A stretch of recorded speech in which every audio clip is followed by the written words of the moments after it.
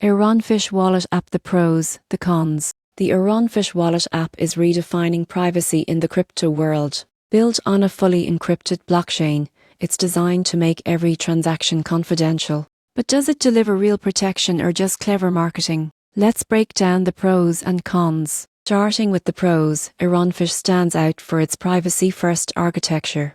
Unlike Bitcoin or Ethereum, where transactions are public, Ironfish encrypts every single transaction by default. That means no one, not even blockchain explorers, can see your balance or transaction history. Another huge advantage is user-friendly setup. Despite its focus on advanced privacy tech, the Ironfish Wallet app keeps things simple. It allows anyone to send, receive, and store coins without needing deep technical knowledge. You get full encryption without sacrificing convenience. Ironfish also uses zero-knowledge proofs, a cutting-edge cryptographic method that verifies transactions without exposing any data. This technology puts it in the same privacy league as coins like Scash, but with a smoother, modern user experience. Now for the cons. The biggest challenge for Ironfish is limited ecosystem adoption.